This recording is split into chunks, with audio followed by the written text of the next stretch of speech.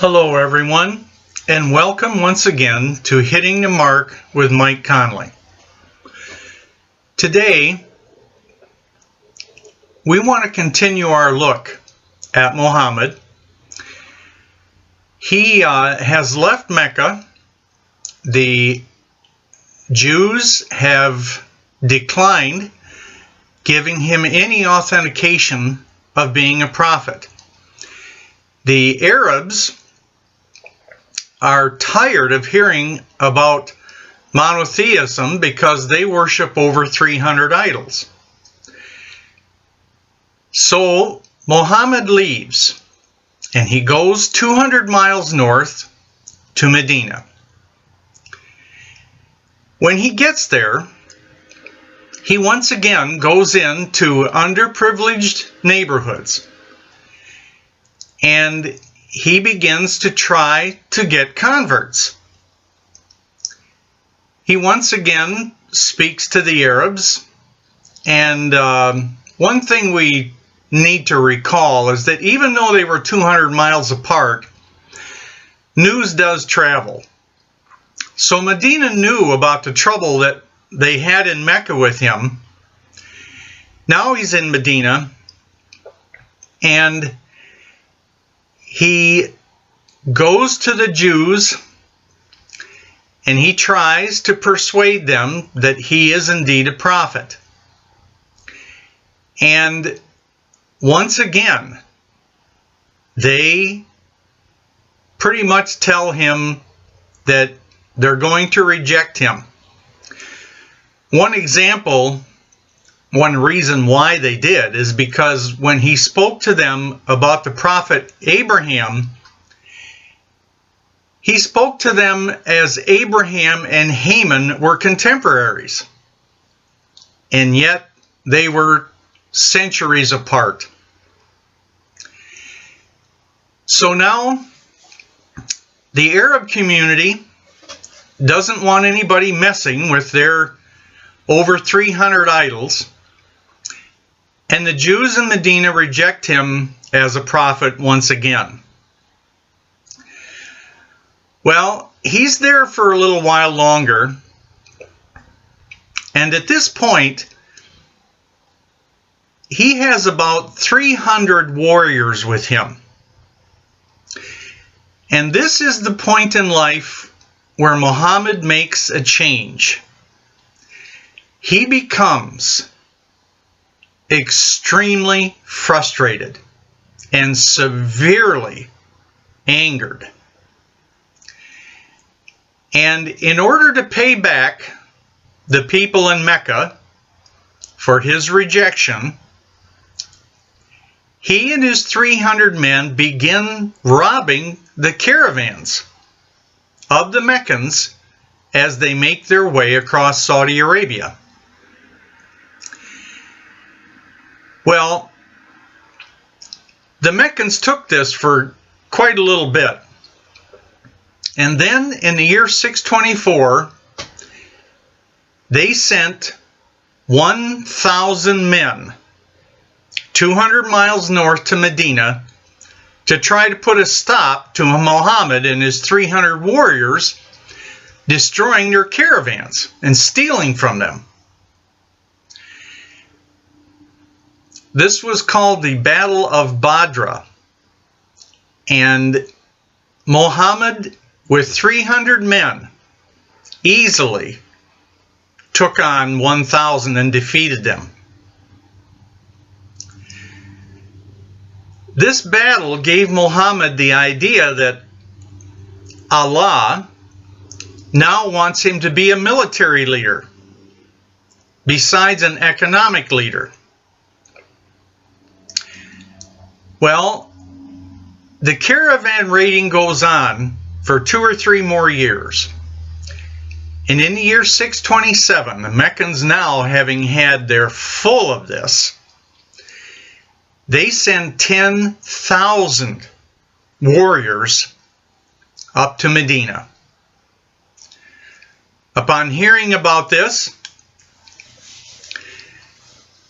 Mohammed digs a lot of holes and trenches close to Medina. This was called the Battle of the Trench. 10,000 Meccan warriors.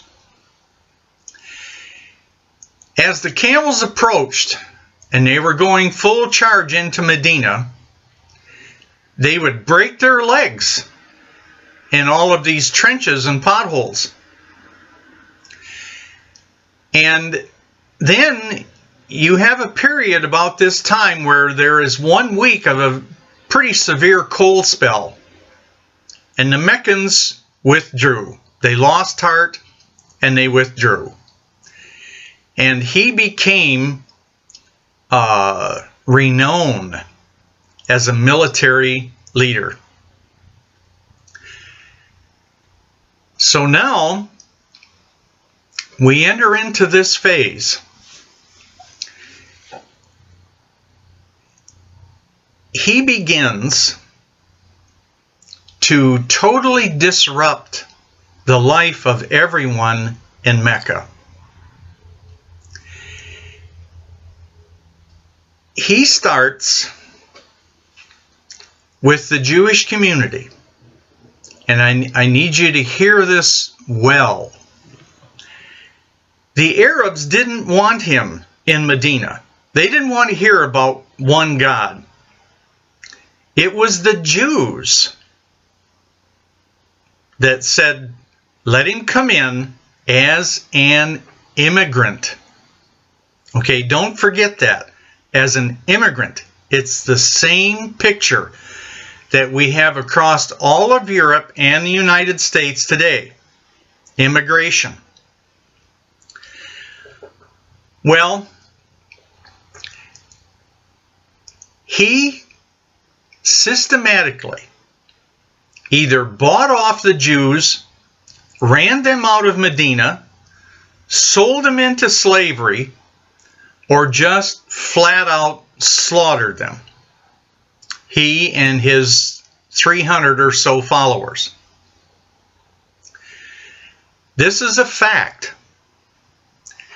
5 years after Mohammed showed up in Medina, there wasn't one Jew left. So there are 3 things that we want to take with us after today. And that is this. Number 1, immigrate. Number 2, increase. And finally, number 3, eliminate. This is very important. So now we have this fact again,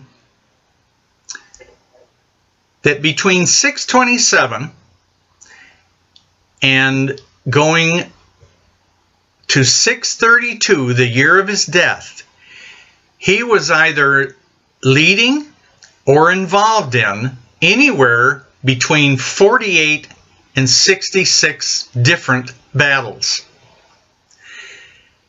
It just depends on which Arab historian you take your information from. Now, here was the plan then, and it is the plan now. Through immigration, through increase, and through elimination, you replace the previous culture. This is exactly what's happening in Paris. It's what's happening in Germany and England. And believe it or not, it is going on in our beloved United States also.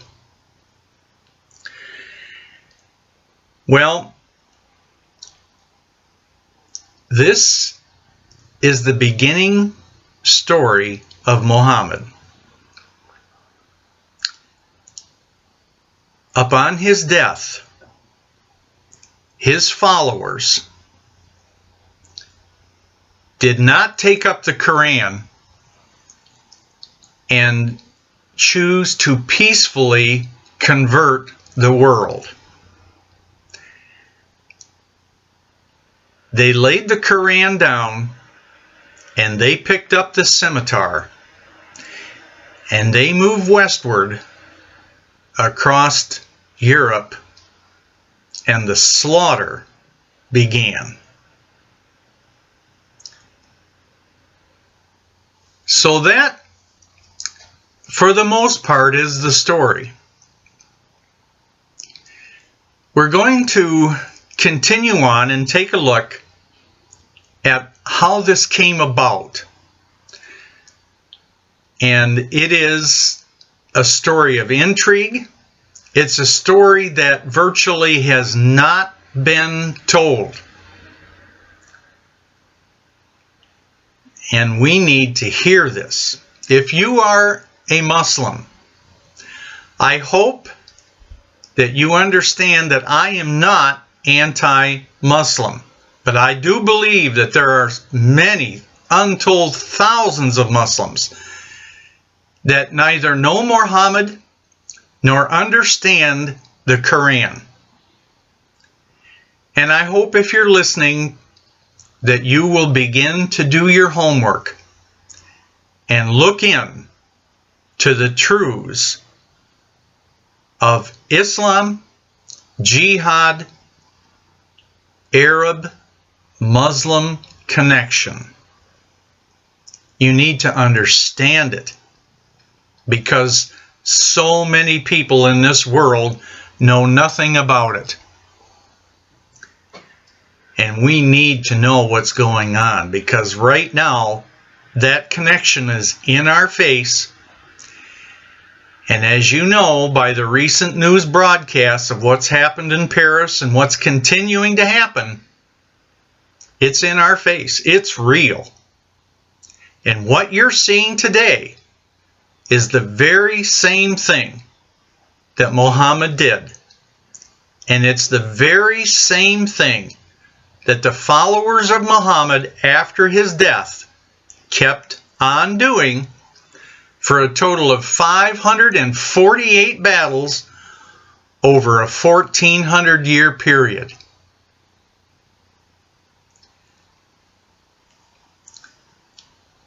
I hope that the Muslim community and the non-Muslim look into the Quran, to what it really says in there, to understand it, to uncover it, to talk about it. We need to talk about these things because it's real. This is not fakery or crackery. This is real. And we're living it right now. So I trust that you will prayerfully look into these issues. I hope to hear from you again. I hope you enjoy this video. If you have Muslim friends, have them sit down and listen to these and let them hear the truth. I pray Yeshua's richest blessings on all of you until I hear from you again. God bless.